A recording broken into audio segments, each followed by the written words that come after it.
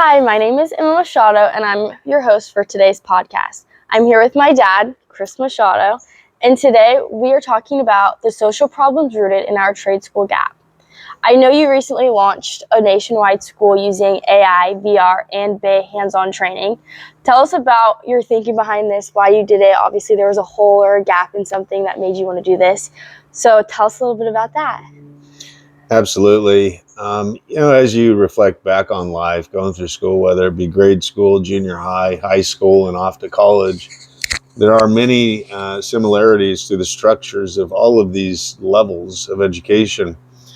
And what we found, I believe, as a nation many years ago is that not all, let's say, makes of people are designed to sit in a class for 8 hours a day.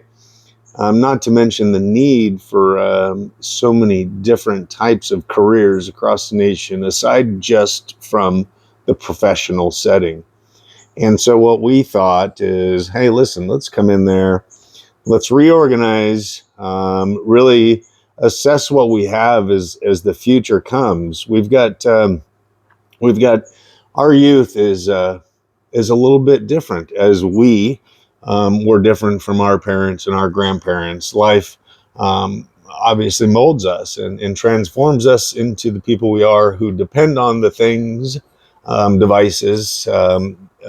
We depend on these things. It used to be a roadmap, and now it's Google Maps. So as we've moved as society, unfortunately, our education systems haven't quite evolved or moved.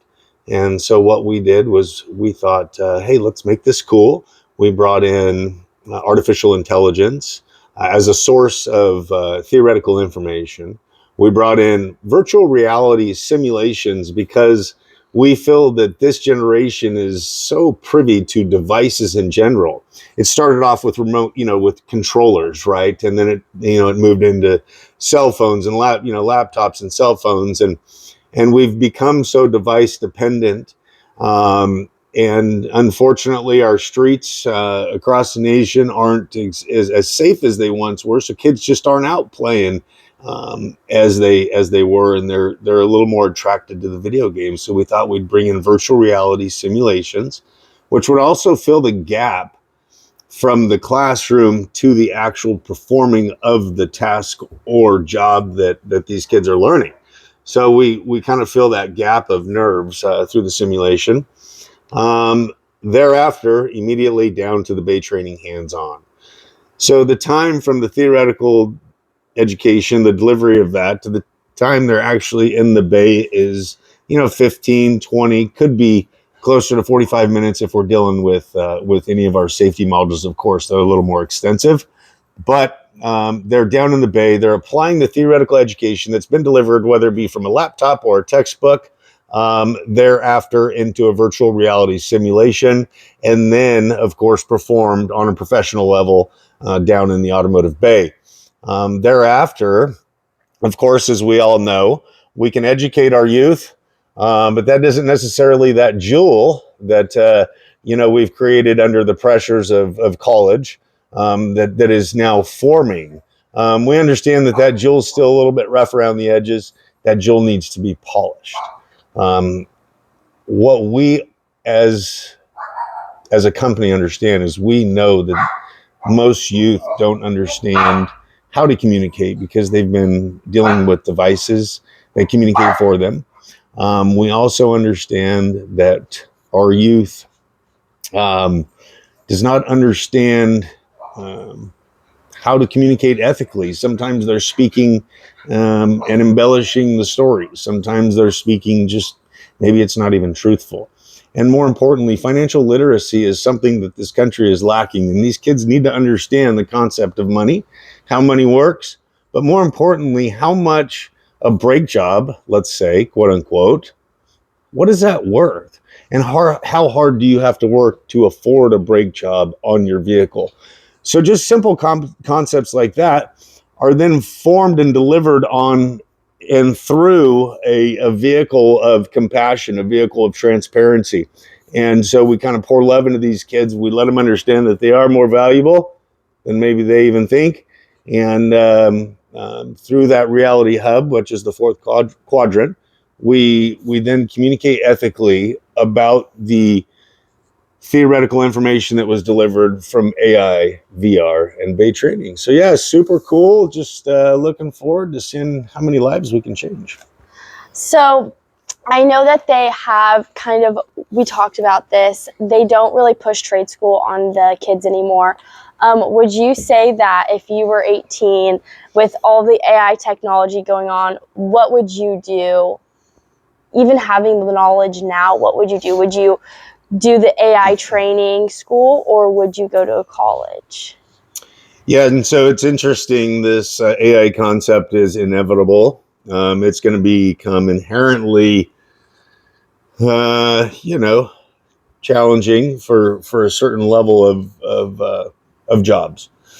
And so, what I would do personally, if I was somebody that was 18 years old, looking for a job, that's the scenario, right?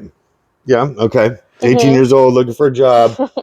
And, really what I would do if I was 18, fresh out of high school, I would go to a career trade school if I was into a career, if I was into using my hands, if I was into building a business, if I had some entrepreneurial influence, internal influences, if I was brave. You've got to be very brave to be out there on your own immediately at 18 years old.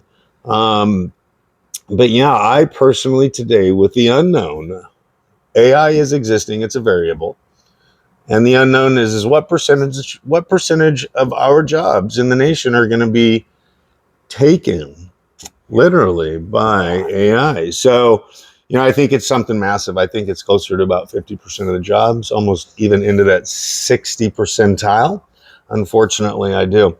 But there's one thing that AI will not be able to emulate is hands-on trades. You're not going to be able to get a robot to go in underneath a home and dig out a pipe on a 100-year-old home and then repair that pipe. I mean, it's just not going to happen, right? So I know that you obviously have an XGen social media, and I obviously follow it. I know that there are a lot of jobs out there compared to years ago, and now there's a lack of mechanics out there. So let's talk about the lack of mechanics and how this is going to make the lack of not exist. Yeah, so of course we've got a mission at XGen Academy, and without community support, without industry support, this really is just gonna die on the vine, if you would. But fortunately, we've got industry support with XGen Academy. We've got support from some of the pillars of the industry. We've got some support from the, if you would, certifying agency. The certifying agency of any industry, if there is one that exists, is the determining factor of how much money each employee in that industry earns based off of certifications. So working with the certifying agency, working with one of the largest aftermarket pillars in the automotive world, and the only reason we're working with them is because, listen, they understand the importance. They understand how vital this is in our nation, in the automotive world. So, Ford CEO just delivers a message last week. I think it was either 1,000 or 2,000 jobs. Those are six-figure jobs that he can't fill. And unfortunately, because the gap from the 90s, the early 90s, they started taking and eliminating trade schools. And so here we are in 2025, call it. That's close to 30 years. That's 3.5 decades. How would you fill a gap with a human living body that's non-existent? And that's so the way we're going to fill these gaps is at XGen Academy. We're going to create these pathways, and these pathways don't look so much like a pyramid, but they look more like a funnel. These pathways on every level have certifications that are earned. These certifications then yield more revenue for the home, if you would, or for the career of this young man or young woman, for that matter. And so what we want to do is we firmly want to put 25,000 technicians out into our industry by 2035, and that's one of our goals at XGen Academy. Yeah, it's quite the mission, but I firmly believe that the youth are going to yield the results themselves. It's not going to be XGen Academy. It's going to be the people that go through XGen Academy, and their stories are going to be what really creates this movement coming forward. I think a lot of people don't realize how important trade school is and what you're doing, because there was never light shed upon this. I feel like until recently. Obviously, I'm getting into the mix with it because he's my dad, but I feel like it's something so important because our nation is going to soon be, no workers, it's going to be all social media. Everyone's going to be behind screens. So I feel like that's something super scary for me to think about, going into my next chapters of my life. Obviously it's scary for you, right? So I think it's great that you're doing this. Yeah, and everybody's going to be affected. The automotive industry is going to be affected. There's going to be AI, and I shouldn't even say as if it's in the future. It's existing as we speak on low-level tasks within our systems. So it's already existing, and it will be there. There will be some robotics that take over the manufacturers, and they're existing now. But I will tell you, as we evolve as a generation, as a country, what we're going to do is we're going to create new jobs.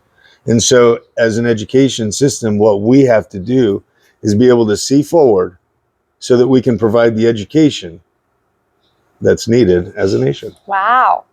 Well, I think that concludes this podcast about your trade school and AI and the social gap of trade school. So thanks for being my guest on my podcast, and that's a wrap.